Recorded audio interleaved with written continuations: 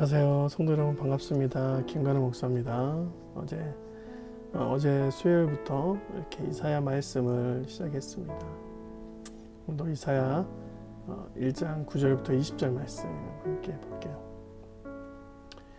이사야 선지자가 남유다의 재앙이 닥치기 전에 남유다의 악행하는 그 모습을 보고 마치 소돔과 고모라의 상태와 같다 이렇게 말하죠. 9절 만군의 여호와께서 우리를 위하여 생존자를 조금 남겨두지 아니하셨더라면 우리가 소돔 같고 고모라 같았으리로다. 너희 소돔과 너더라 여호와의 말씀을 들을지어다. 너희 고모라의 백성아 우리 하나님의 법을 귀를 기울일지어다 했습니다. 그러니까 지금 남유다 안에서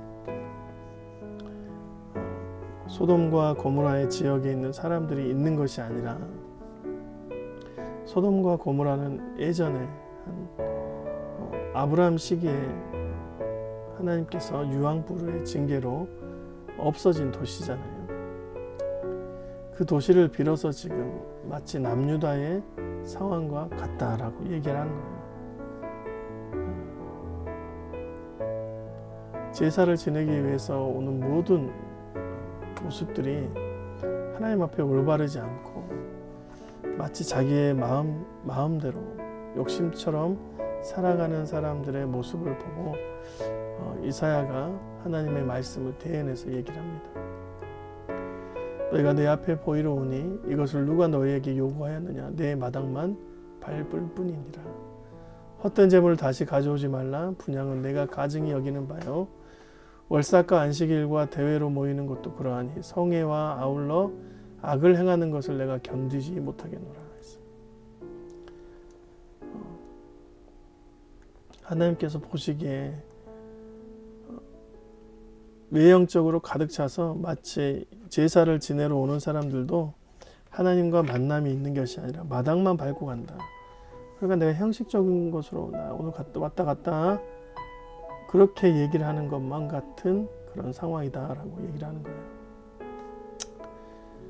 그뿐만 아니라 하나님께서 드려지는 제물 또 분향하는 것 또한 절기의 모든 모임조차도 내가 견디지 못하겠다라고 얘기를 하고 있습니다. 그런 성회를 모이면서까지 악을 행하는 모습들을 보고 있다라는 것이에요. 하나님께서 되돌이라고 말하죠. 너희는 스스로 씻으며 스스로 깨끗하게 하며 내 목전에서 너희 악한 행실을 버리고 행악을 그치고 선행을 배우며 정의를 구하며 학대받는 자를 도와주며 고아를 위하여 신원하며 과부를 위하여 변호하라 하셨느니라 했습니다. 스스로 깨끗하여 져라.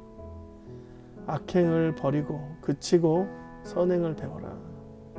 정의를 다시 한번 행하라 이렇게 말하는 거예요.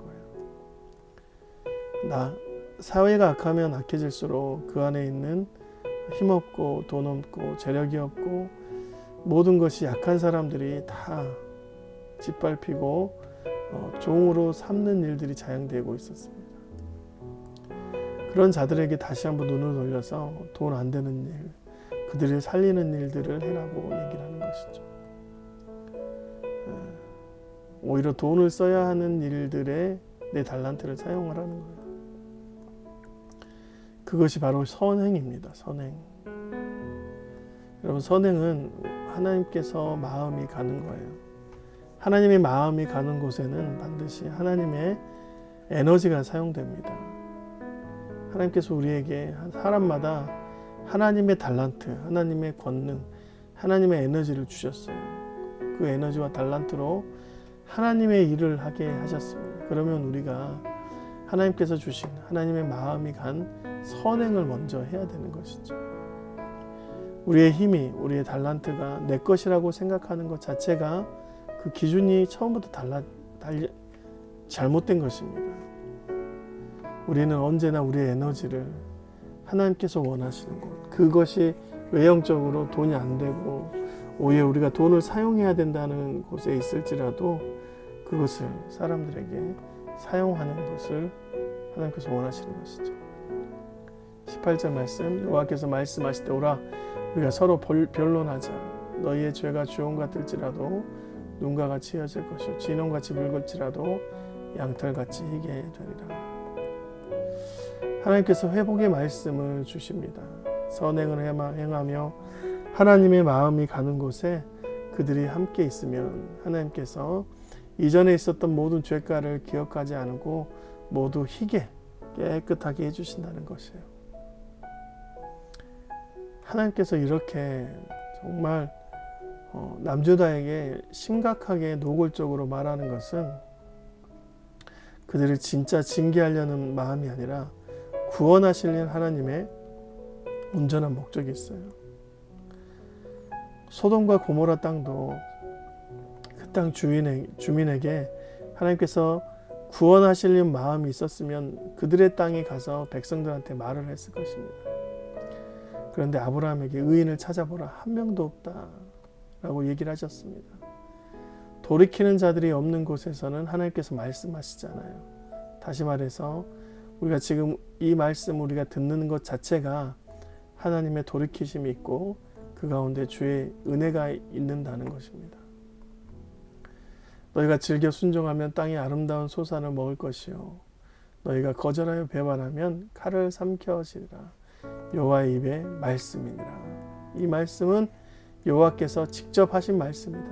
그러니까 너희가 하나님 앞에 순종하라. 그렇지 않으면 하나님의 칼에 배임을 당할 것이다 라고 얘기를 하는 것입니다.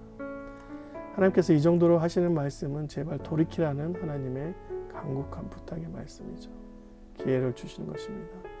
오늘도 주님의 기회를 붙잡고 구원의 순간이 지금임을 믿고 주님 앞에 나아가 순종하는 삶을 사는 저와 여러분이 되시기 주님의 이름으로 축원드립니다.